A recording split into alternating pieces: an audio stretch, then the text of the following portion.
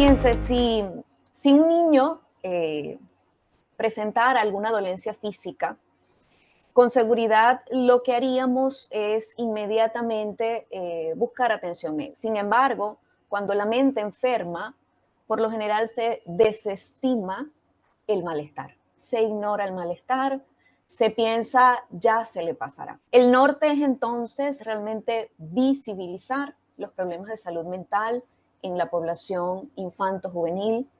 El objetivo es que además podamos estar alerta ante los factores de riesgo y principalmente que podamos fortalecer los factores protectores. ¿Bien?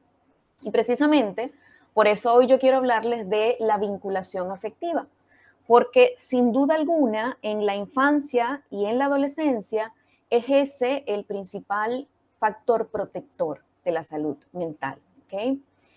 Evidentemente, para poder hablar de infancia y adolescencia, lo primero que necesitamos hacer es poder, de alguna manera, aproximarnos a comprender qué es esa experiencia de ser niño, de ser adolescente, mucho más en esta sociedad, ¿no?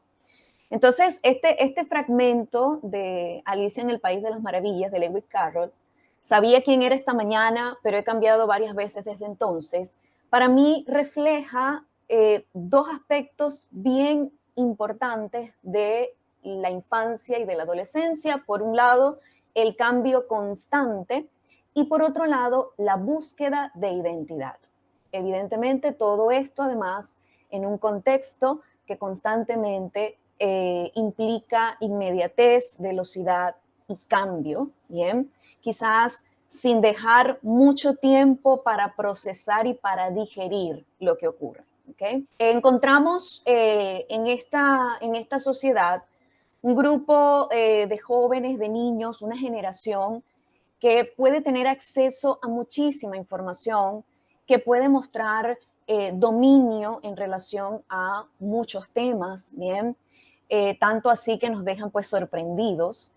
Sin embargo, esa misma generación muestra un desfase en relación a sus competencias blandas, en relación a su tolerancia a la frustración, en relación a su inteligencia emocional, a sus habilidades sociales. Esa misma generación nos está mostrando un significativo deterioro de la salud mental. ¿Okay?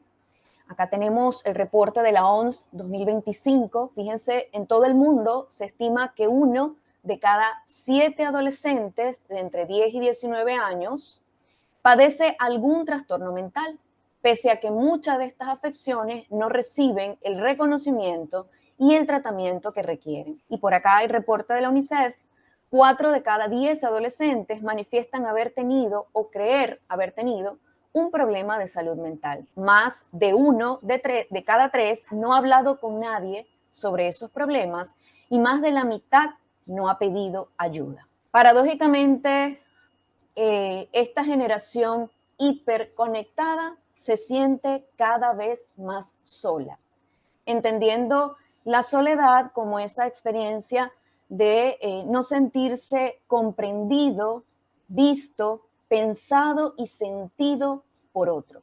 Y eso es lo que estamos consiguiendo.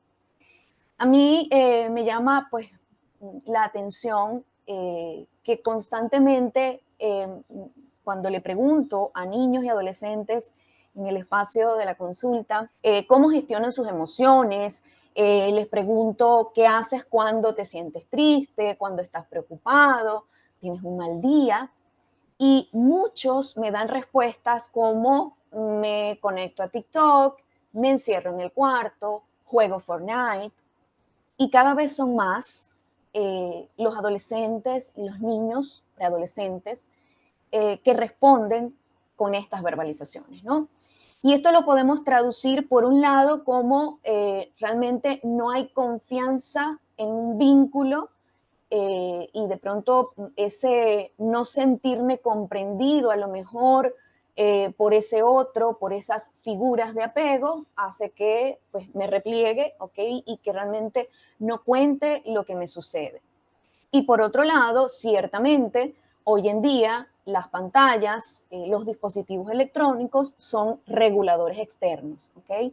Entonces, cuando ese niño utiliza ese dispositivo, esa red social, ese videojuego, es un shot de dopamina constante que evidentemente genera de forma inmediata alivio y aparente calma. Sin embargo, no logra atender aquello que le estaba pasando. Esa pantalla, incluso ese chat GPT, no es suficiente para poder dar respuesta a aquello que le está ocurriendo. Entonces, es fundamental que nosotros podamos, como profesionales de la salud, como padres, como docentes, como sociedad, comenzar a preguntarnos cómo se construye esa seguridad que les permitirá a niños y adolescentes afrontar la adversidad. Y más aún, ¿qué se necesita para que puedan sentirse valiosos? Entonces, para comenzar a responder a esta pregunta, lo primero que quiero hacer es énfasis en el hecho de que tenemos un cerebro social, un cerebro que viene programado, configurado biológicamente para el intercambio social, un cerebro que se construye y se sostiene a partir de la vincularidad. Y es por ello que la vincularidad es una necesidad, es una motivación primaria. Ciertamente, entonces, a lo largo de toda la vida, el bienestar y la salud mental dependen en gran medida de la capacidad para formar un vínculo con una o más figuras confiables. Ciertamente sabemos que el desarrollo de un niño holístico, ¿ok? Que está contenido en diferentes esferas, la esfera entonces social, donde evidentemente interviene situación país, sistema educativo, la esfera familiar, entonces allí están los valores de cada familia, los límites, todo lo que tiene que ver con ese sistema.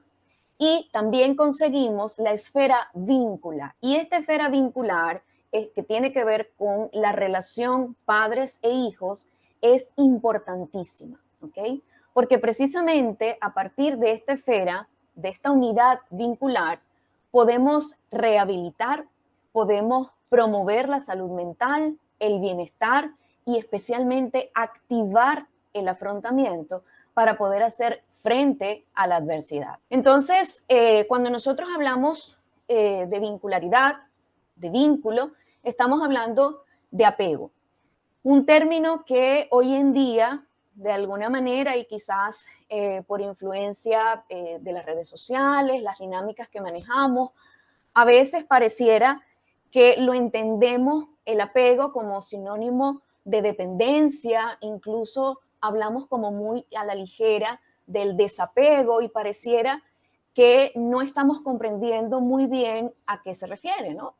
Entonces, en este contexto, apego es igual a vínculo y desde el nacimiento venimos configurados biológicamente para apegarnos, ¿bien? Es un mecanismo primitivo que compartimos con otros mamíferos, tal como Bowlby, uno de los principales teóricos, lo ha expuesto, ¿no? Entonces, para Bowlby, el apego es una disposición a buscar proximidad y contacto con una figura específica para garantizar la supervivencia, ¿ok? Y este apego se mantiene vigente durante toda la vida, como decía Bowlby, desde la cuna a la tumba, ¿bien? Por otro lado, Ainsworth lo plantea como que el apego constituye una conexión emocional con una figura a la que una persona se vuelve de forma selectiva cuando necesita apoyo, consuelo, aliento. Y evidentemente esa persona, esa figura de apego no es cualquier persona, no es cualquier vínculo, ¿ok? Es una relación, es una figura con la que podemos establecer realmente una conexión profunda donde podemos recuperar la calma, donde nos sentimos pensados, sentidos, comprendidos, ¿bien? Y podemos incluso lograr regularnos emocionalmente, porque de alguna manera esa figura de apego a partir de la proximidad se ha convertido en una base segura a partir de la cual podemos explorar el mundo y también un refugio seguro, un puerto al cual regresar, ¿ok? Y todo esto comienza a armarse desde la infancia en esa relación con los cuidadores primarios, ¿no? Entonces, en la infancia, la figura de apego son los padres, ¿ok? Se espera que sea una relación asimétrica, es decir, los padres son figuras de apego para sus hijos, pero los hijos no pueden ni deben ser figuras de apego para sus padres. Es decir, que en todo momento los adultos, los padres están a cargo por ser precisamente una relación vertical, una relación asimétrica, ¿no? Y a medida entonces que crecemos, cuando ya somos adultos, entonces esa figura de apego pues viene a ser la pareja, un amigo, un familiar, y esa relación ya es horizontal, simétrica, recíproca, ¿ok? Entonces, cada persona, ¿ok? Va estableciendo y va configurando quién es esa figura de apego que, como les decía, tiene esas características y quizás solo las podemos contar con los dedos de una mano, ¿ok? Porque tiene la función de corregularnos, ¿no? En la infancia y en la adolescencia, esta figura de apego es central, ¿bien?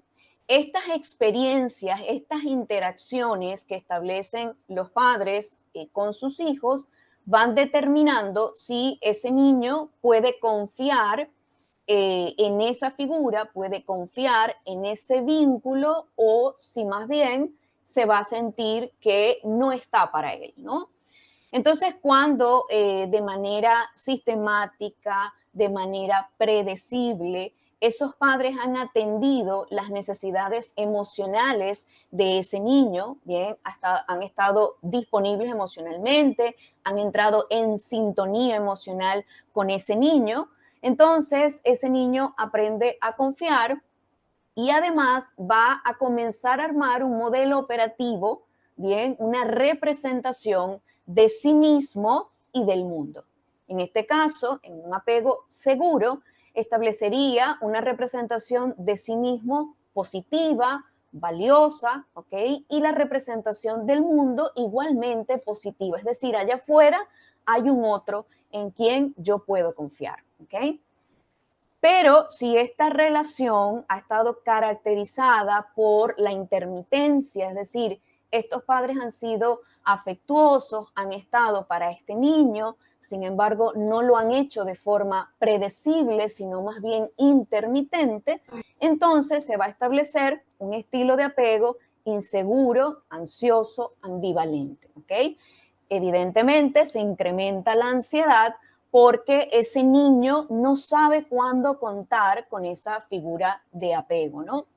Entonces, allí se genera más bien una representación de sí mismo, de minusvalía, de dependencia y del otro como muy, muy positiva, se le idealiza, dependo del otro, entonces para poder sentirme seguro, ¿no? Y en el caso del apego inseguro evitativo, lo que ocurre es que sistemáticamente esos padres, esos cuidadores primarios, no han estado para atender las necesidades emocionales de ese niño, ¿ok?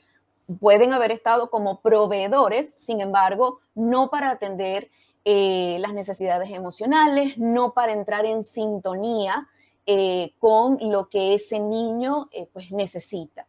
Y lo que hace es armar una representación positiva de sí mismo porque aprende a contar consigo mismo, a resolver por su cuenta y una representación negativa del otro. Es decir, allá afuera no hay realmente un otro con el que yo pueda contar. ¿Okay? Y por lo general entonces desconecto esa parte emocional y evidentemente se mantiene esa desconfianza en el vínculo, ¿no?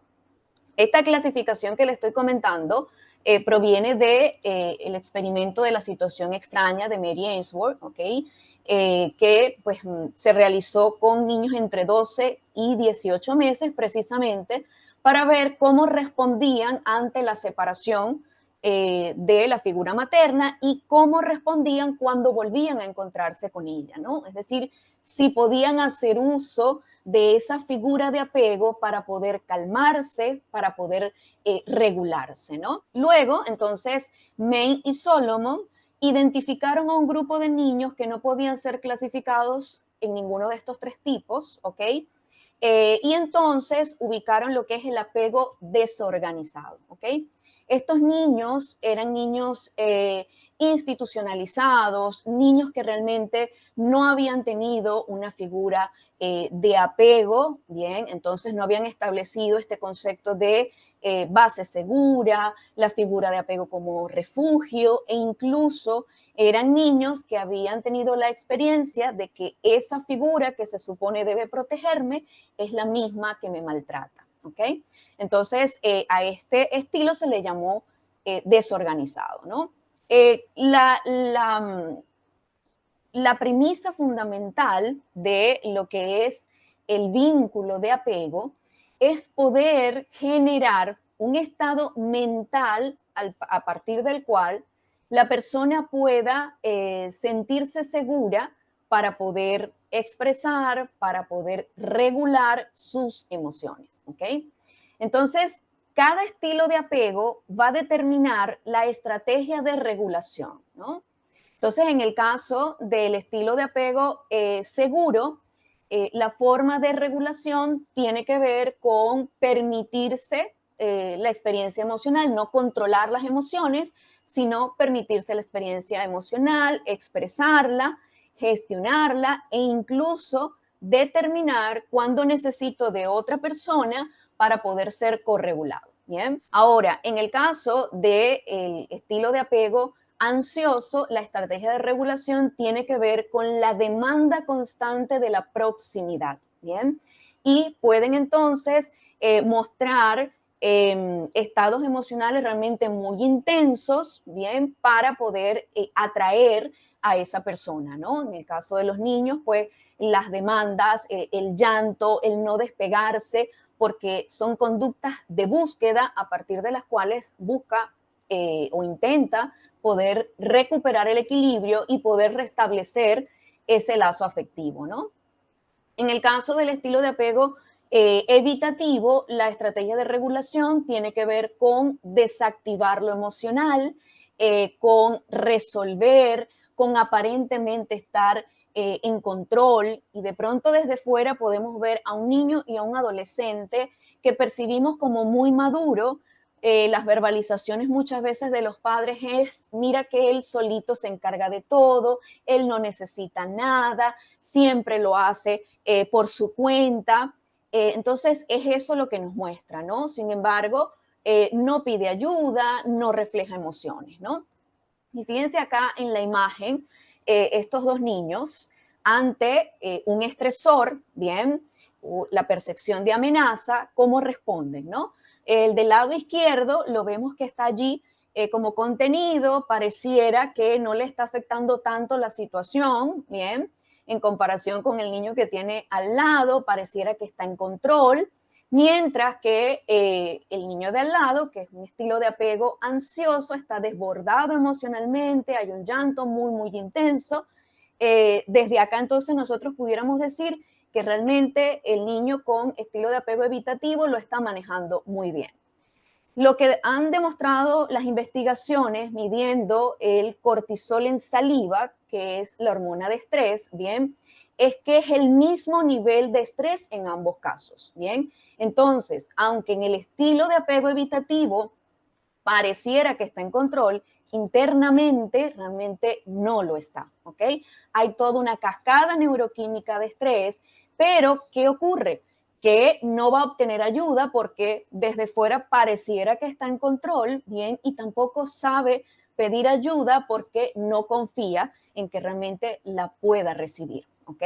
Mientras que en el estilo de apego ansioso, el demandar va a hacer que se le atienda de alguna manera, ¿no? Y en el caso del estilo de apego desorganizado, no existe una estrategia de regulación eficaz, precisamente porque hablábamos de que no hay realmente una figura de apego estable por todas estas características que les mencionaba antes, no se ha instalado este concepto de base segura, de refugio, Bien, entonces no hay estrategia de regulación y este estilo de apego se ha asociado con psicopatología, con autolesiones, incluso con trauma complejo, ¿no? Entonces, estas experiencias vinculares van moldeando el sistema nervioso, ¿ok? Van configurando el sistema nervioso, ¿sí? Entonces, en el caso de el apego seguro, se favorece la autorregulación. Sin embargo, en el caso del estilo de apego inseguro, se es mucho más vulnerable a las respuestas de estrés y a las dificultades para gestionar las emociones, ¿ok? Lo que ocurre entonces es que el sistema nervioso comienza a funcionar como un radar, ¿bien? Para monitorear en el ambiente señales de seguridad, ¿ok? Que es lo que llamamos neurosección y es un proceso que ocurre fuera de la conciencia, ¿bien? Entonces, el sistema nervioso va identificando particularmente tres señales, ¿no? Señales de seguridad, entonces se activa la rama ventral del nervio vago, ¿ok? Entonces es, me siento seguro en el mundo y allí el comportamiento es de búsqueda de conexión, se libera oxitocina, bien, la experiencia de calma, la experiencia de seguridad. También podría identificar ese radar, alerta, peligro y se activa entonces el sistema simpático, ¿no? La experiencia es, estoy en peligro, necesito huir o defenderme, así que el comportamiento es movilizarse para poder defenderse. Hay un cerebro que va a estar en modo supervivencia, ¿bien? Y luego tenemos la otra señal que es una señal de amenaza de muerte, ¿ok? Entonces allí se activa la rama dorsal del nervio vago y la experiencia es no puedo hacer nada, estoy colapsado, ¿ok? Y el comportamiento es inmovilización y es el que tiene pues mucho mayor costo a nivel biológico, a nivel psicológico, bien, porque bueno, podemos ver disociaciones y otros procesos allí, ¿no? Ahora, ¿por qué les menciono esto? Porque todo ese historial de experiencias vinculares que va moldeando y configurando el sistema nervioso, bien, y especialmente cuando en esa historia, bien, existen, se ha repetido con mucha frecuencia la ausencia de disponibilidad emocional, la poca sintonía emocional, entonces esto lo registra el sistema nervioso como señales neuroceptivas, es decir, se activan estos mecanismos, el simpático y el dorsal vagal, ¿ok? Y es como estar en el tiempo de manera sostenida, constantemente en alerta, constantemente hipervigilante, porque no hay un otro con el que pueda establecer sintonía emocional que realmente conecte conmigo, ¿no? Y es por eso que acá les coloco la investigación de Spangler y Grossman, ¿ok? Donde determinan que los estilos inseguro y desorganizado están más expuestos a problemas de salud, ya que el estrés e hipervigilancia sobre la base de la representación mental de no disponibilidad del vínculo perpetúan la sobreactivación del eje hipotalámico hipofisario adrenal, ¿ok? Es decir, entonces constantemente está en alerta, se llega a un estrés crónico y hoy en día tenemos evidencia que nos muestra cómo el estrés crónico es el denominador común de enfermedades físicas y mentales. Es el precipitante de lo que hoy conocemos como la neuroinflamación, que se ha asociado pues con diferentes trastornos, entre ellos esa mirada sistémica de lo que es la depresión. También tenemos este otro estudio, que es el estudio más largo de la historia, ¿ok? 75 años, un estudio longitudinal de la Universidad de Harvard, y ellos han determinado que el factor que mejor se correlaciona con la salud y la felicidad es el contacto humano cercano y profundo, es decir, verdaderas relaciones interpersonales de calidad. Entonces, sin lugar a dudas, el potencial traumático de una experiencia negativa puede amortiguarse o potenciarse según el tipo de patrón que la organiza y le otorga significación.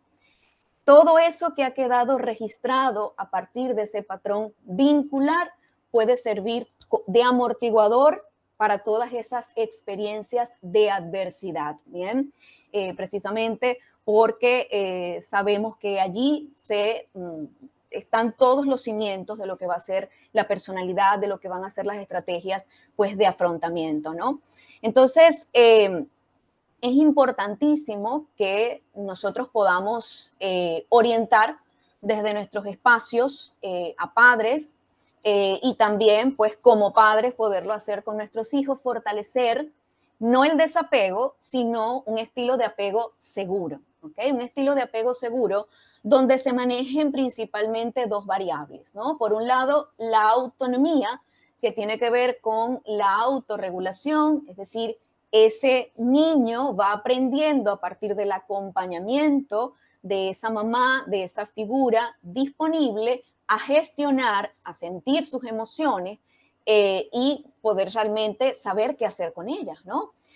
Hoy vemos que los niños, los adolescentes, y acá tiene que ver mucho también el uso de las pantallas como reguladores externos, no toleran la experiencia emocional, ¿ok? Entonces, evidentemente, tampoco saben qué hacer con esa experiencia emocional, ¿no? Y allí es donde vemos esos desfases de los que antes le hablaba, ¿no? Y la otra variable es la proximidad, es decir, que pueda confiar en el vínculo y que pueda determinar cuándo puedo pedir ayuda, puedo contar con la otra persona porque realmente confío en que va a estar allí, ¿no? Y para eso se necesitan padres sensibles y responsivos, ¿bien? Esto quiere decir que los padres pueden hacer lectura de las necesidades emocionales de sus hijos, ¿no?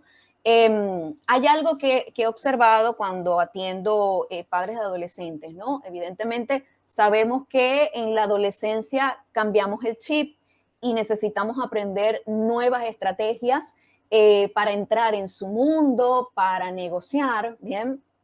Y es lógico, es esperado, es evolutivo que ellos comiencen a buscar como su propio espacio y que comiencen a diferenciarse de mamá y papá. Eso es lo sano, ¿no?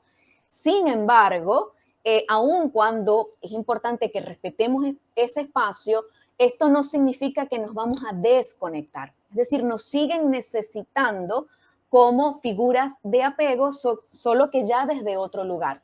Y esto implica entonces que aprendamos, bien, de eso que están viviendo, que nos eduquemos incluso en todo este tema digital para poder entrar en su mundo, porque estamos a cargo. En esa relación asimétrica nos corresponde entonces estar a cargo y poder hacer lectura de esas necesidades emocionales para poder además ser responsivos, es decir, poder atender la necesidad emocional de mi hijo, no mi necesidad emocional, no yo necesito que sea aplicado en la escuela o yo necesito que practique deporte, sino qué está pasando con él, cómo se piensa y se siente siendo ese niño, ese adolescente en ese contexto, es la pregunta que los padres deben hacerse y nosotros también desde el espacio terapéutico pues poder orientarlos para que esto ocurra. Acá les coloco la imagen de esta película, probablemente ustedes la hayan visto, ¿no? Esta película cuenta la historia de un niño, bien, con una malformación facial que pues fue sometido a múltiples cirugías y fue educado en casa, ¿no? Y a la edad de 10 años, sus padres deciden insertarlo en el sistema educativo, ¿ok? La adversidad para él era sobrevivir al 5º grado, ¿no? Y precisamente en esa historia podemos ver cómo el vínculo actúa como factor protector de la salud mental de ese niño. Esos padres no podían quitarle las piedras del camino. Esos padres no podían evitar la discriminación, ¿ok? Que también vemos durante la película.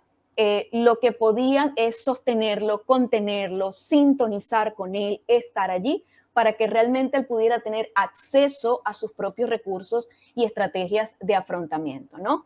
Y quiero compartirle, aquí te voy a pedir ayuda, quiero compartirles acá un fragmento cortico, déjenme ver, de la película, vamos a ver.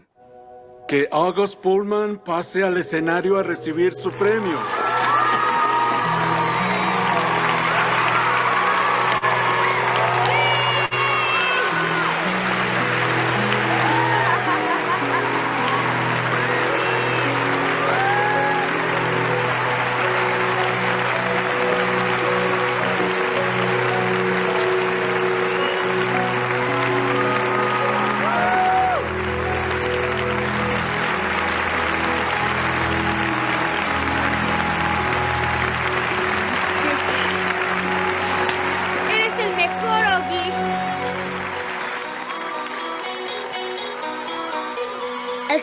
hacia el escenario, sentí que estaba flotando. El corazón me latía a 1000 por hora. No entendía por qué me iban a dar una medalla, ni que hubiera destruido la estrella de la muerte. Solo logré sobrevivir al 5º grado, como todos los demás. Felicidades. Aquí tienes. Es para ti. Pero tal vez de eso se trate. Tal vez la verdad es que no soy tan común. Quizás si supiéramos lo que piensan los demás, sabríamos que nadie es común. Y todos merecen una ovación de pie, al menos una vez en la vida. Como mis amigos.